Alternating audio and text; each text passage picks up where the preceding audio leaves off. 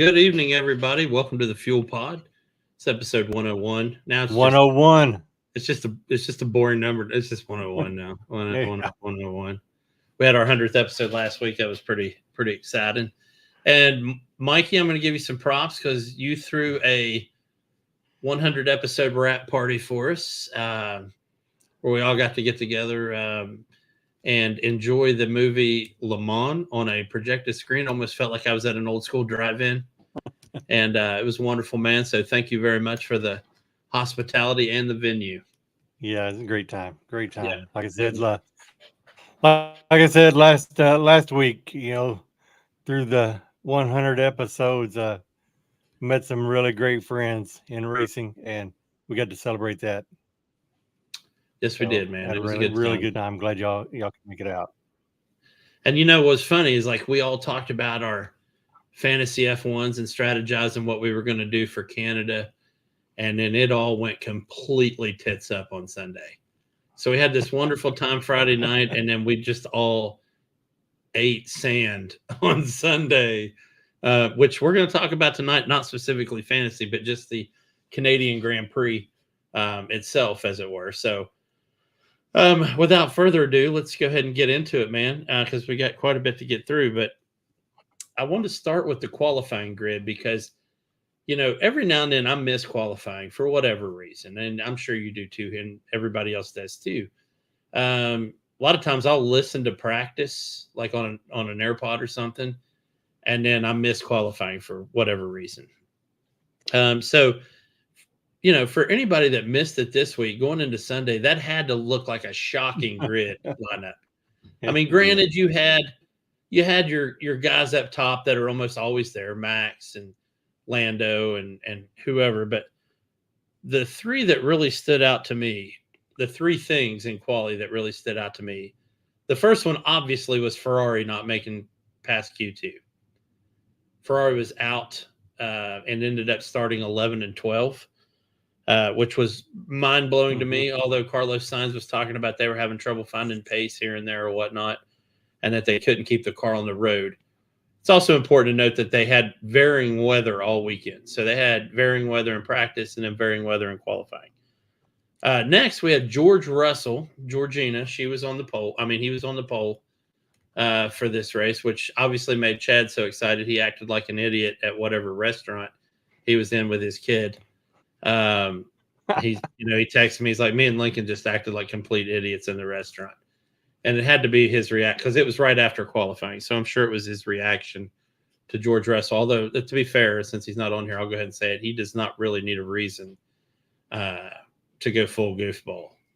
So, and then the other one, and I know this one had to shock you, but Danny Ricciardo P5 in quality. Let me get your hot take on that for a second. Where'd that come from? It did. Where'd that come from?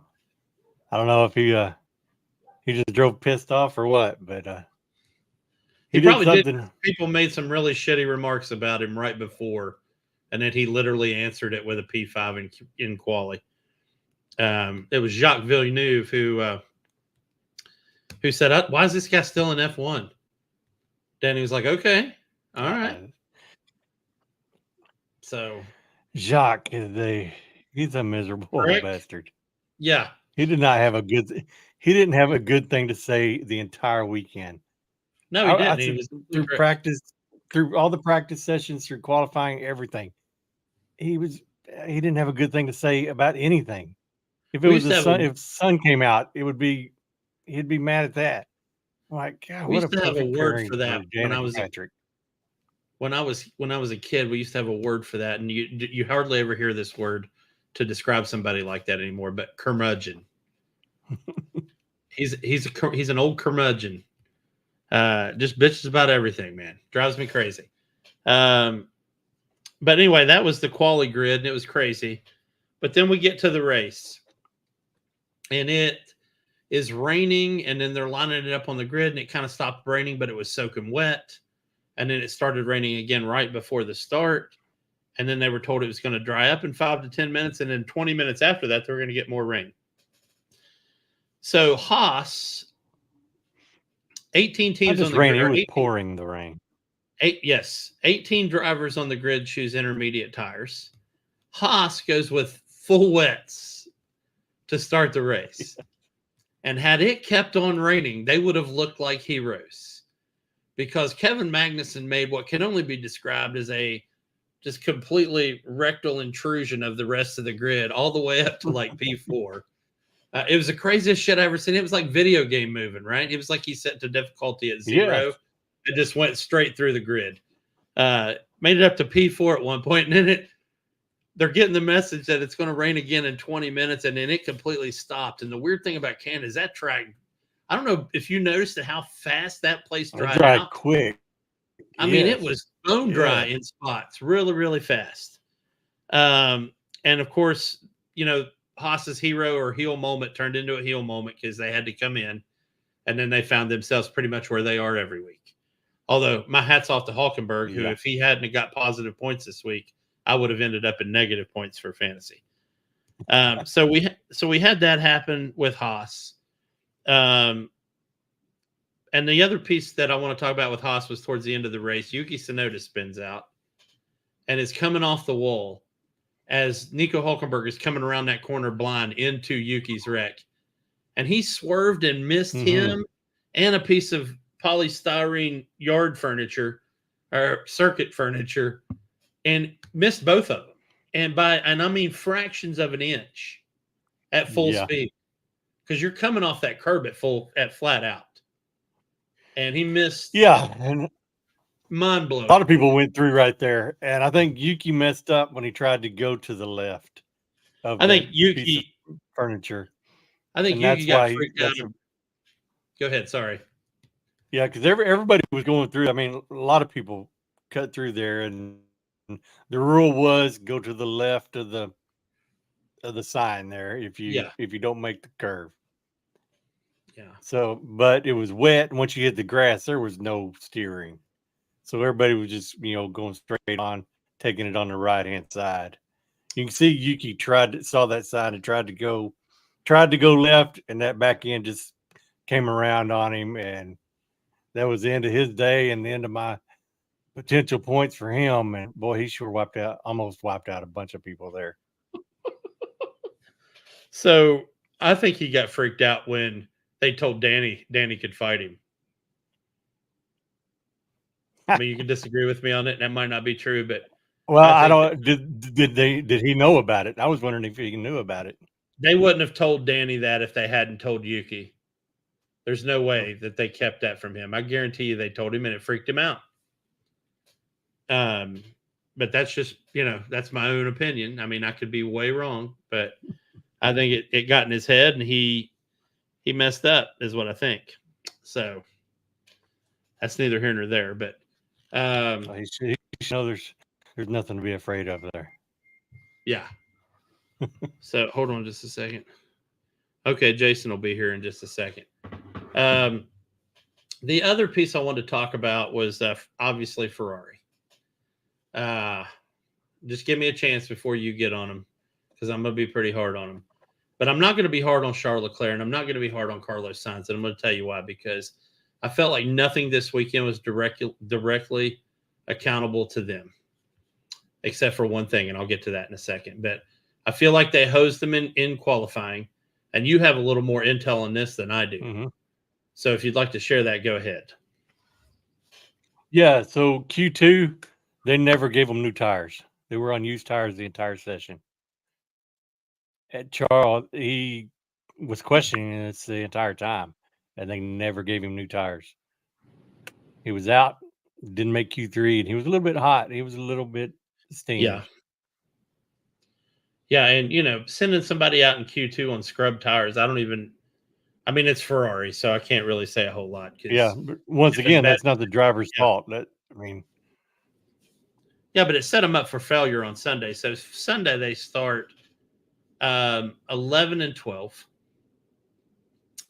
and they never really got going, man. So just when it looked like I think Charles made it up to like 8 at one point, and then you hear him call in on the radio, and it's like something's wrong with the engine, and they're like, "Yeah, we know. Keep pushing." And he's like, I'm losing 1.5 seconds per lap. And they're like, yeah, we know. Keep pushing. And what pissed me off is when they came into the pits and he sat there in the pits and he looked like he was just jamming buttons on his steering wheel or on his wheel. Yeah. And there's like, okay, it's the engine problem is fixed. So why couldn't they have done that sooner? So, it really that was upsetting to me. They said they had to reset a bunch of stuff and it was going to be fixed. But this could have been done earlier. Yeah. Then they send him out on hard tires when the track is still soaked. And they're like, yeah, we know you're going to lose all kinds of time, but in a couple of laps, this will be dried up. Well, it wasn't. And he was all over the place. I mean, he was. They were just like, keep it on the track. Keep it on the track. Bring it back in. Really? Yeah. I'm like, dude, what a boneheaded. I mean, again, like Haas, they would have looked like freaking champions if he'd have went out there and did maybe one lap on those hards, and it would have been dried up, and then he could just start cooking, and everybody else is going to have to start coming to the pits. He would have won the race. But he was going to lose more than 20 seconds on a lap. He was having to go so slow. Yeah, and I get that, but it was mind blowing to me. Then we had Sainz, who had a couple times where he curbed it, and then of course he had the spin out that took out his future teammate Alex Albon at Williams. And he fessed up to it. He said, "Hey, it was my fault. I lost control of the car," and he wasn't the first person to lose control of the car in that turn all day, by any stretch of the imagination. Plus, there was a couple guys that got super lucky coming through there trying that same maneuver. One was Lando, who basically did a small little mini jump over that curb. Yeah. And George Russell, who pretty much raked his entire freaking underfloor on that thing. I thought he was going to get a campfire going on that turn right there. And yeah, that was insane. But so we lose all of Ferrari this weekend after coming off of a wonderful Monaco to go into a complete shit show at Canada. And that pretty much sums up the country of Canada if you don't know, folks. So everything else is great, and then it's that's kind of a Ferrari thing, though. Don't they have to have one bonehead race per season, right? At least. Whether they just can't get anything right. I think you should have let me say that. I don't exactly like you saying. Think, was it last year they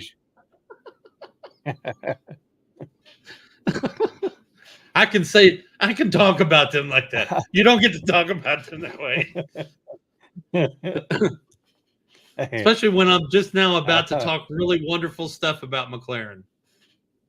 I want that red car out there. I'm not happy. I'm not happy to see them both DNF.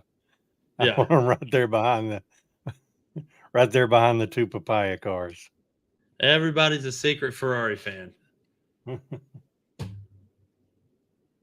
Hey, it's not a secret. They are racing. I made it. Sup, firstborn spawn of mine. What's up, J Plaps? Oh wait, you can't use J Plaps. I wish. Yeah. Yo, double negative is crazy. By the way, yeah, that is so special. I told Mikey about that, by the way. But oh my god.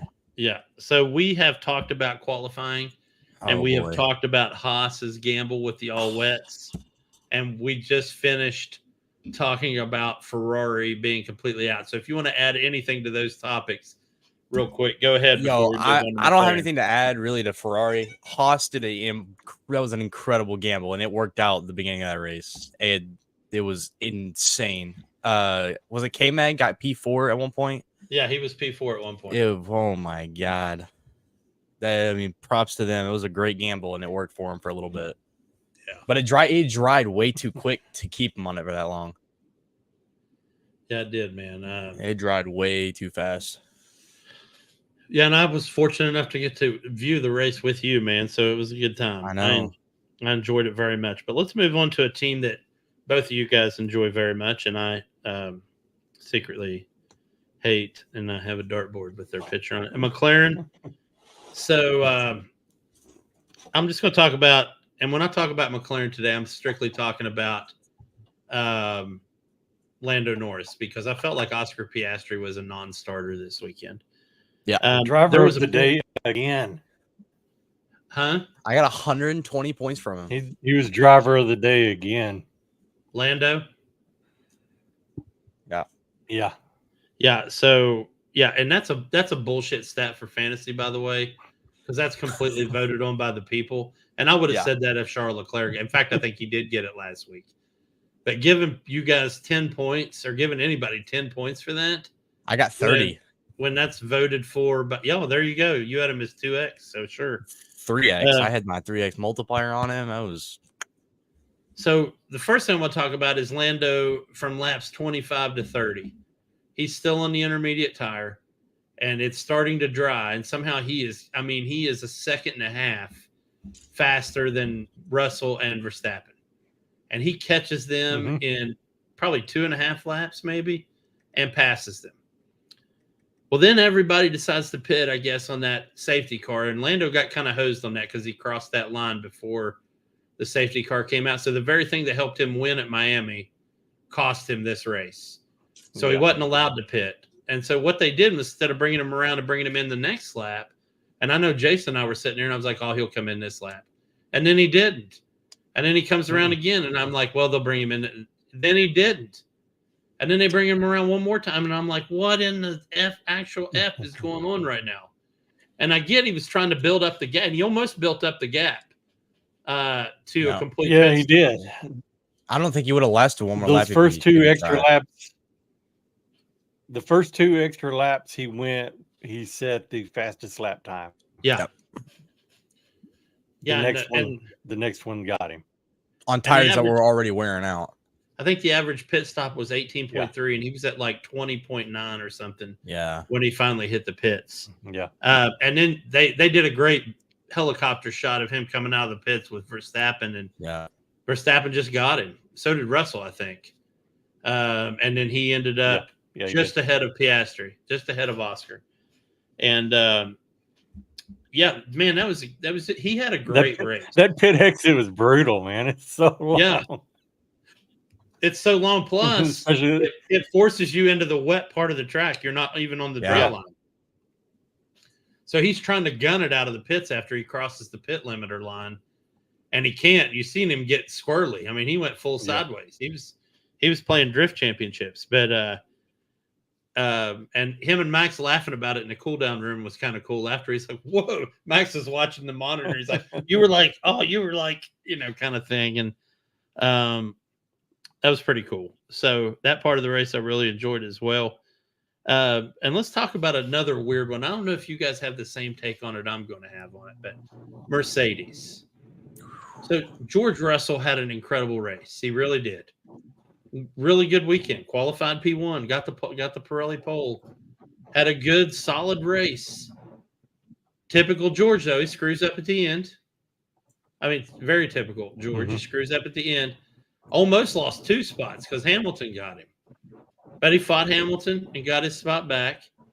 But both of those drivers had a good weekend. And then you listen to their post-race interviews, and you would have thought they came in P19 and 20, the way they acted.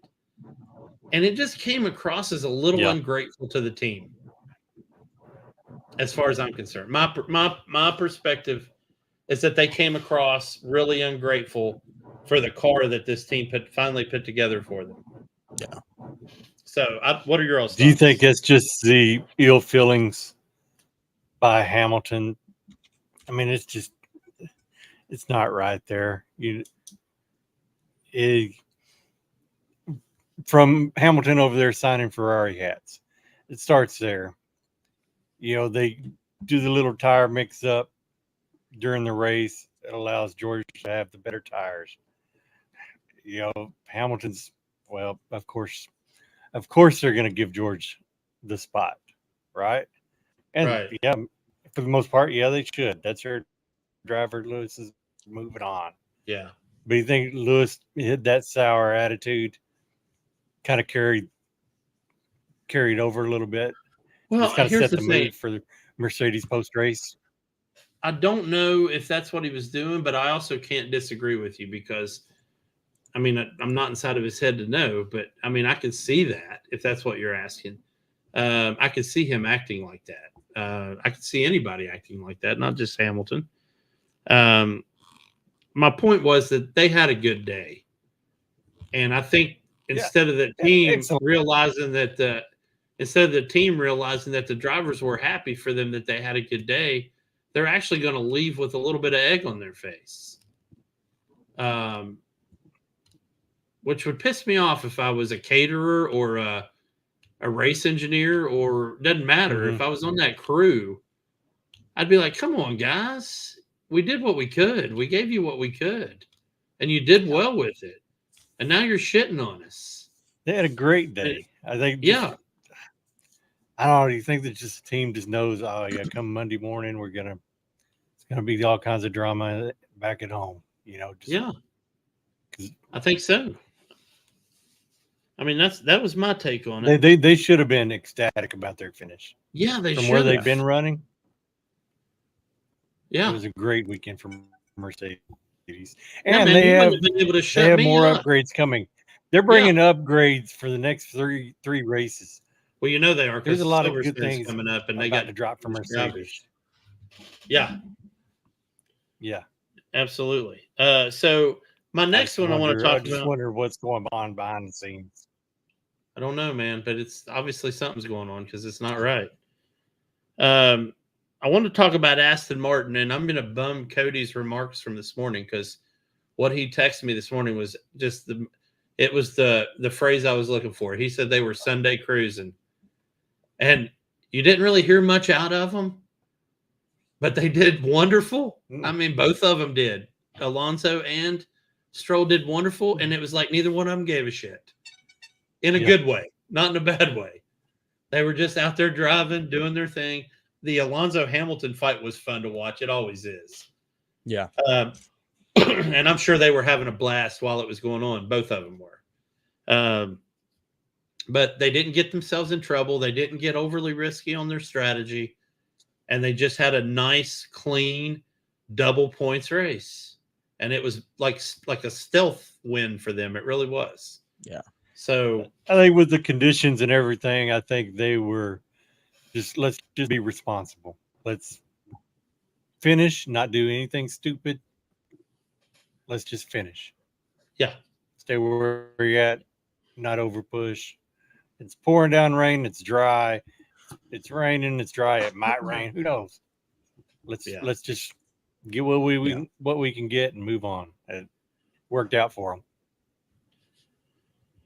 All right, Danny and Yuki. So, Danny starts P5, falls to P10 fairly quick. P9 fairly quick. It's right ahead of Yuki. Later on, it was determined that Danny had a false start, which I guess it just depends on what your driver name is on whether you actually get the false start, because Lando got one, and he was like literally leaving the box when he got it. And then Checo should have got one and didn't. And then Danny barely inched that car, but he did move, and he got nailed with it. Yeah. So if your name is Sergio Perez, I guess everybody should just go get their name changed to Sergio Perez. If you get your name changed to Sergio Perez, you don't get false start penalties. But Danny got one, but he was still able to cover the 5-second penalty and get his points, which was great. So obviously he had a show out weekend. He should leave extremely pleased with his performance this weekend. And the team needs to tell him that, because Danny's one of those guys, and there are people like this in our lives, and I don't think there's anything wrong with it, but he's one of those guys that has to be constantly positively reinforced, because he can get down on himself very, very quick. But he had a cool weekend, man. I enjoyed watching him run. It was kind of old school. He got in some good little tussles with Nico and those guys. He held back a DRS train for I don't know how many laps, where he built that like 20-second gap. Yeah. He was the wall holding that back, which was wonderful. Yuki, I bet Yuki was frustrated all day. I bet he was just sitting in that car. He wasn't having a good day. And they didn't play any was, Yuki audio because I felt like it was just going to be beepity beep beep beepity beep beep beep. And I'm sorry, Yuki was having a bad day. I don't know if Yuki was having some issues or what, but did you read that he showed up late for the national anthem? So he got a fine for that or something. But yeah, it showed him running down the track trying to catch up. I don't know if he had the squirts or what, but I think he was just having a bad day. And he just got a contract extension. Yeah. And you can't even show up for the damn national anthem on time. I mean, I realize it's not your national anthem, but I guess they should let Lance Stroll then sleep in on the next Japanese GP. I think he had some maple syrup that didn't agree with him or something. That brings up a good point because Danny coated one of his helmets with maple syrup, and of course Jacques Villeneuve was like, "That's offensive and stupid." And he's like, "I can understand if he was winning races, coating his helmet in maple syrup. Only winners get to do that. He's not a winner." I'm like, dude, what an ass! Really? Just shut up. Literally. I mean, it was just really embarrassing. His whole attitude this week. I don't know what was going on. Maybe the weather just put him in a foul mood.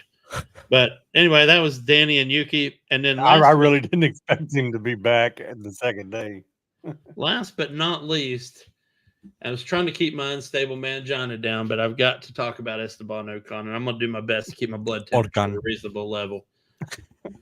So Esteban Ocon, obviously this past week we found out he's being removed from Alpine, and then he sent out this crazy "cry for me" or "don't cry for me" Argentina email about how people are sending him harsh and brutal words, and how F1 is, the ultimate competition, and how sometimes you have to force your position.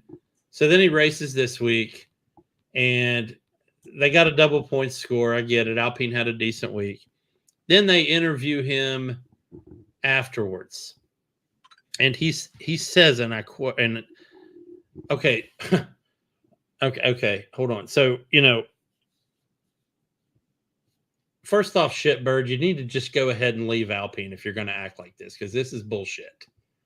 Okay, so he says, first thing he says that set me off, he says, "I did my part of the job." What job is that exactly, first off? Second, if you're considering this a job and not something that you are privileged to do every day, then go the fuck home, right? You're a multi-million-dollar race car driver in the top 1% of your sport, and I did my part of the job. Got his hat all pulled down, and then he says, "I'm being the team player, being the nice guy. Too nice I am." What the fuck does nice mean where you're from, dude? Because where I'm from, nice means nice. You're an asshole, and everybody knows it when you're on the track. You have your moments off track, but when you're on the track, you are a prick, and that's just who you are. And then he said, "I've always followed the instructions I've been given, but for no reason, really." What the hell does that even mean? And when? When have you followed instructions? Never. You didn't follow him at Monaco. You got fucking airborne at Portier coming out of there before going in the tunnel. And then you want to act like you followed instructions? How about when you ran into Checo when you guys were teammates at Singapore? How about when you ran into Alonso? How about when you ran into anybody that's on your team? In fact, he runs into his teammates more than he runs into not his teammates. I mean, if you're going to run into somebody, run into Logan because he's going to be out anyway. And so he was the first one to DNF. Then he said, and I quote, "Being too nice is not the right attitude to have in Formula One." Huh? What does that even mean? First, he's missing the whole definition of nice because he's not nice. And it's not about being nice or kind. It's about being courteous and professional. Those are the words that he needs to be using. And since he can't, he obviously don't know what they mean.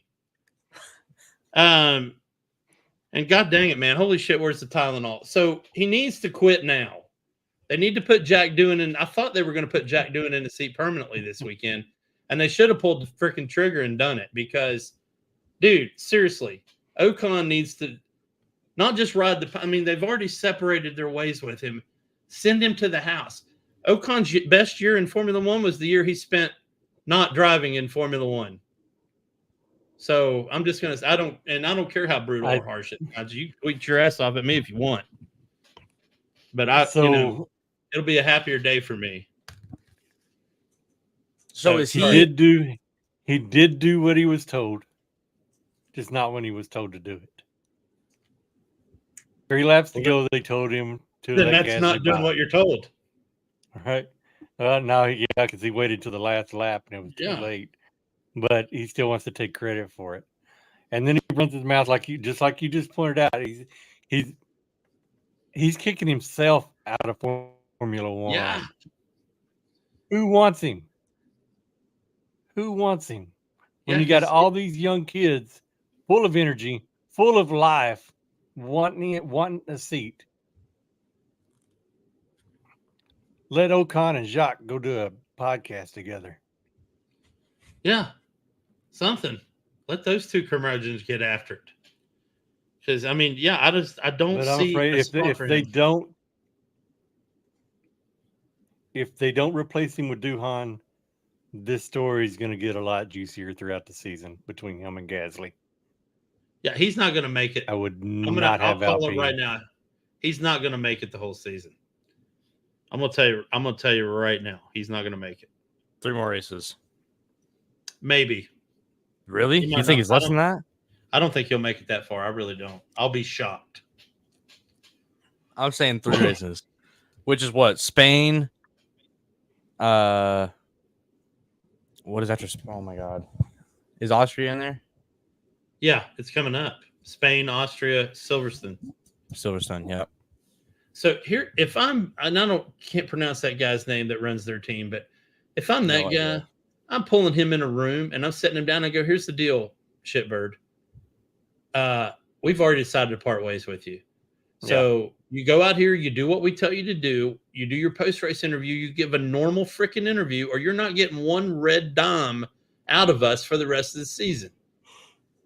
Because we'll consider you breach of contract for going against the team. Because I'm sure he wasn't allowed to say shit like that. Even when they asked Jack Doohan in the post-race interview what he thought of Ocon's comments, he was very political and he answered it correctly. Mm-hmm. And he stayed with the team line, and that's what you do. He's still part of that team. You back that team. You don't tell that team, hey, I'm going to do and say and, be what I want because, I'm such a super nice guy.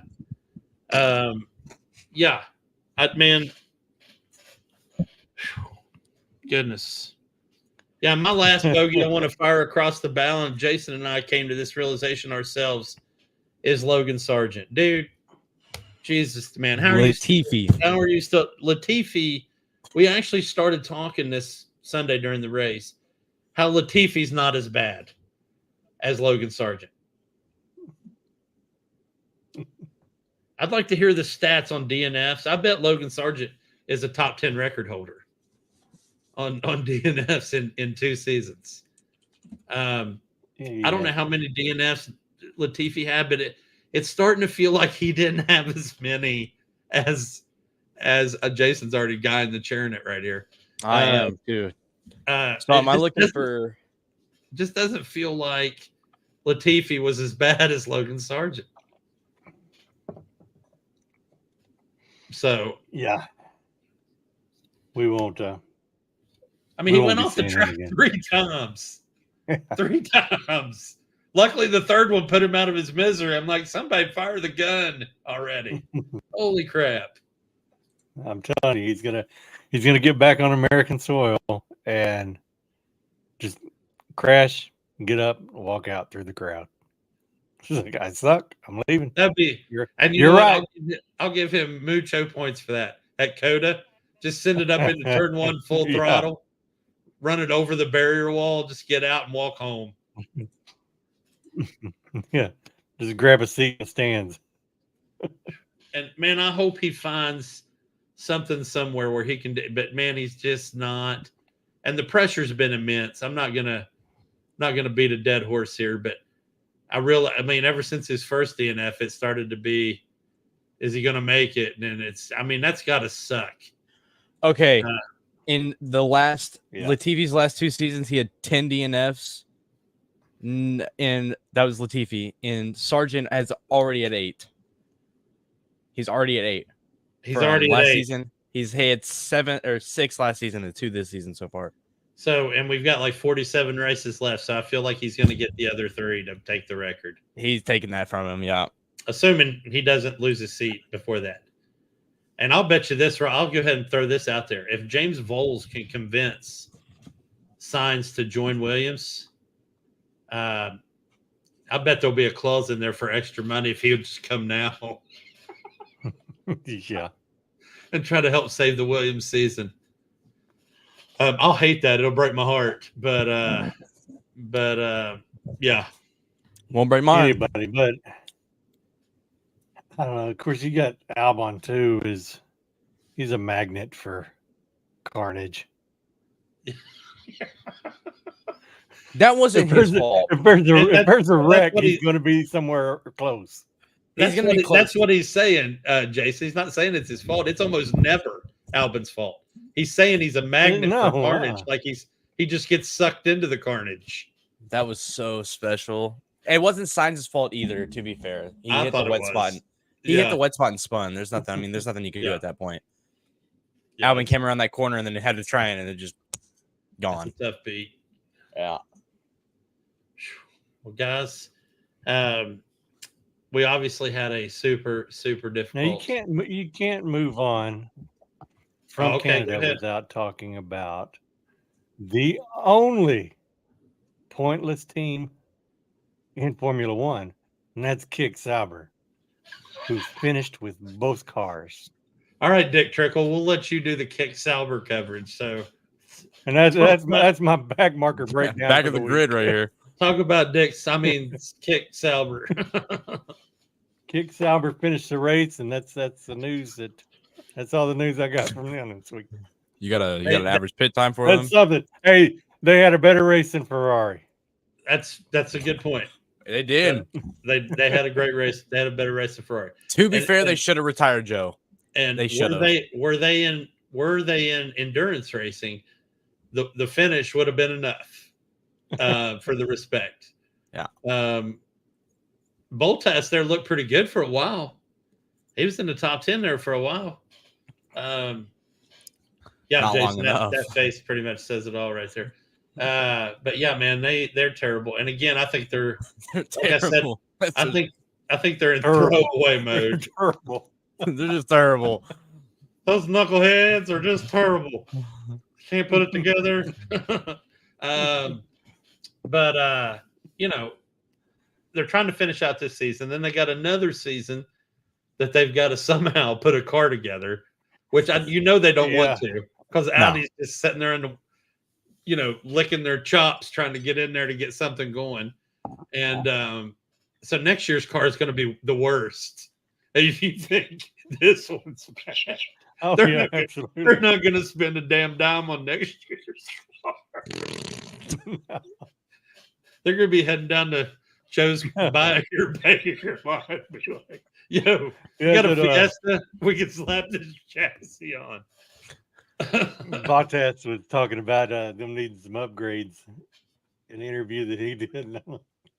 I don't think they have an upgrade team. I think they get back to the shop and everybody's just sitting around eating bologna sandwiches. It's been they got the bologna budget and they ain't going no higher than that. Oh my God, man. Holy crap.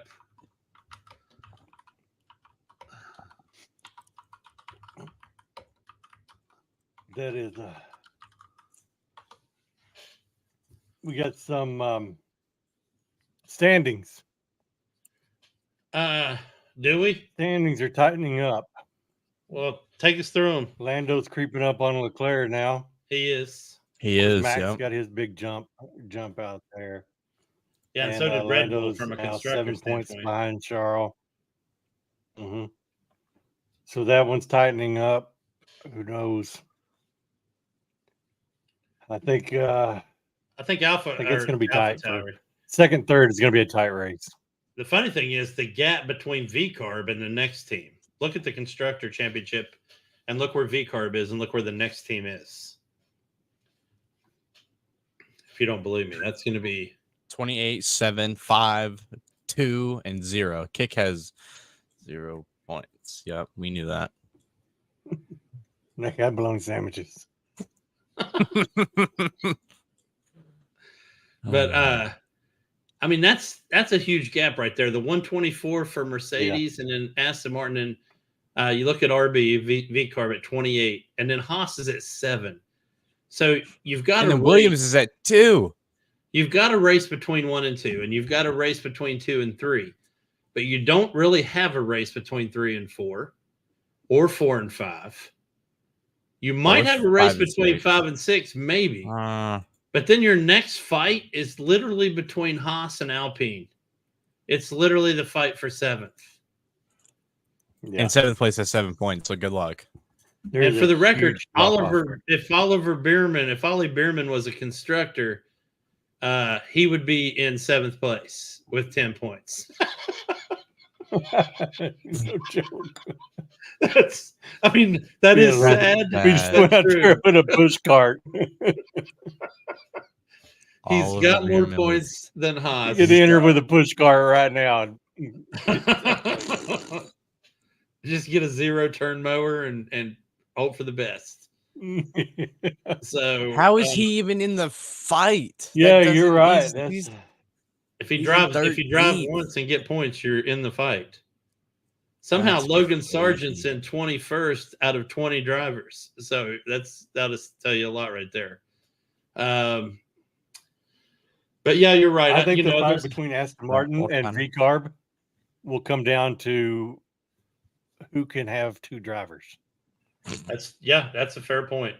Although it looks like, and I don't want to knock on wood here, but it looks Lance Stroll past couple races has looked okay. I mean, he had that meltdown, 2 or 3 races ago? And then he's been okay since then. And I think the trip home helped him out a lot. He seemed pretty stoked about the race and loves racing in the rain, so that probably helped out too. But yeah. So, guys, that's all I got. I would talk about fantasy, but we all did so bad. Whoa. Not all of now the week that you do bad, now you want to skip it. Well, I'm not the only one that did bad. Yeah, I know Mikey did too. Yeah. Oh, no. I did all right. This week, I'll tell you what. I'll bring it up on the podium. I got 4th and 5th. Beat me. Well, technically, you only got whatever. Technically, both my names are on both the teams, so I'm just better. Who do you think you are, Red Bull? All right, so Big City Paul won Canada this week with 216 points. He had a solid team. He got positive points on everybody but Sonoda, and that was a 0. Mackenzie came in P2. She had a solid weekend with nothing but positive points, 166. How did Paul get 0 points out of Sonoda and Kenzie get 6 points out of Sonoda? That's no negatives. She used the no negative thing. Yeah. Succo Baducco, which is Mikey's best friend, came in P3. Succo was me. No, that is Mikey. Yeah, I know who Succo Baducco is. Okay. Yeah. My first time on the podium. Jason, you had 118 points. With 120 from Lando Norris. Yeah. If they would have double negatived, oh my God, I would have been just fine. Yeah. That sucks. That's so stupid. And then I scored an absolutely solid 1 point this week. Wow, Chad only got 34. If you want to hear the damage, I got negative 32 from Charles, negative 16 from Carlos, negative 19 from Logan, and negative 16 from Ferrari. And you might ask yourself, how'd you even score at 1 point? And I'll tell you, Bob. Hulkenberg scored 19, Bottas scored 8, and McLaren scored 57. So you should have heard him during this entire race. There's 20 points. There's 40. Here we go, 60. Here we're on a roll. You get to the bottom of that. You get to the bottom of that list, and you see the only person to have a worse weekend than Ferrari was our boy Cody Spencer. And I wasn't going to bring him up, but I'd like to point that I'm still not, because I've got to be gracious in my victory over him this week by scoring 1 point. I beat him this week. He just got screwed. Yeah, and was negative technically 19, negative 32, negative 16, negative 16, and he had Hulkenberg, Piastri, and Carb. Yeah, that scored points. Yeah, so it was a tough week. So hopefully this week we'll all do better, and the F1 world will turn back to normal, and Ferrari will rue the day and they take won't. everything. Oh, they might. Might get lucky at Spain, maybe not. Yeah. It'll be Carlos Sainz's home GP.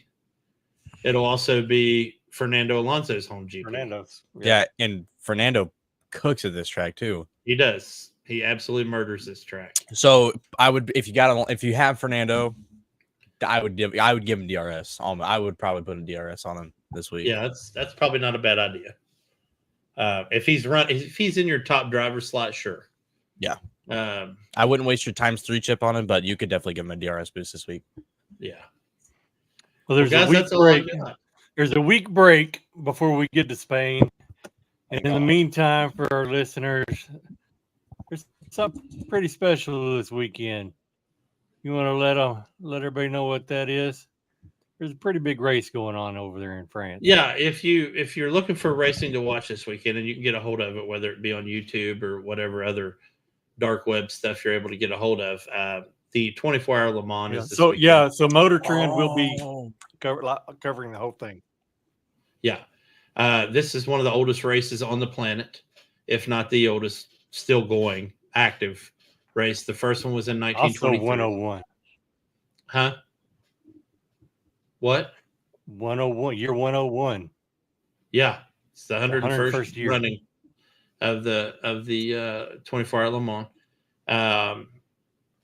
And there's 67 cars this year. If you've not experienced multi-class racing, it's a good way to get into that as well, because you're going to have the big daddies up there, the hypercars. Then you're going to have like a step down from the hypercar. I call them hypercar junior. They don't go quite as fast. They're about 10 miles less per hour. And then you've got GT cars, which look like road cars, but they've been souped up so much there's just no way they'd be street legal. Yeah. And they'll all be racing together at the same time on the same track. So cars have to work through traffic. They also have to build a car that will drive 24 continuous miles without falling apart. And while that might sound either blah or meh or normal to people, I guarantee you, if you took your home car and you ran it for 24 straight hours, you would need a new car. Yeah. They go through, I don't know how many sets of tires, 40, 50 sets of tires. They drive through the night. There's no stopping the car. The drivers change about every 3 to 4 hours, although some of them come up with pretty ingenious driving strategies. You're almost guaranteed a couple sectors of race, a couple segments of that race where there's rain in it, I mean. Yeah. So you're driving in wet conditions, you're driving at night, you're driving tired, you're driving a car that wants to fall apart all around you. You got engineers that are up all night trying to be engineers, and they don't get enough credit because the drivers get all the credit. But those guys are sitting there crunching numbers on spreadsheets at 3 o'clock in the morning when they had started at 3 o'clock the previous afternoon. So, they're about to piss their pants. They want to fall asleep. Everything's starting to spin on them. Microsoft Excel cells are starting to merge without being pushed, the button being pushed to merge them. It's probably getting ugly in there. So it's a really, really incredible endurance race that I think everybody should watch once. Yeah. Special. Even if you don't get to watch all of it, if you can watch the opening ceremony in the first hour of the race and then maybe catch some of the nighttime hours and then catch those last 2 hours. Yeah. Those guys are they're dragging ass and they're still turning out record lap times. And that, like I said, that car is wanting to just, at this point, it's like, no, I'm done. So yeah, give it a go if you haven't ever seen it. If you're looking for movies for it, I would suggest Steve McQueen's Le Mans from 1970. Also, there's a couple great documentaries on it, and then the Fernando Alonso documentary because he's a winner. If you don't know Fernando Alonso, for all you F1 fans, Fernando Alonso is a Le Mans winner. Nico Hulkenberg is a Le Mans winner. and Antonio Giovinazzi is a Le Mans winner. So kind of a big deal. It's also considered part of the Triple Crown. Awesome stuff. If you win Monaco, the Indy 500, and Le Mans, that's the Triple Crown. It's the unwritten Triple Crown in racing. So anyway, that's all I got, guys. Have a good rest of your week. Awesome. Yes, sir. Catch some racing this weekend, no matter what kind it is, whether you're at the dirt tracks with Jason on Saturday night or watching some Le Mans or some NASCAR on Sunday or even some crazy-ass IndyCar on Sunday. Catch something. Go fast somewhere. But, guys, that's all I got. Next week, we'll do a preview of Spain, Barcelona de Catalunya, and we'll go from there. We got a triple header coming up the next 3 weeks once we get back, or once Spain starts. So that'll be a big stretch, 3 straight weeks. So that's all I got. You guys got anything? Nothing here. All right. Have a good one. Thank you all. Good night.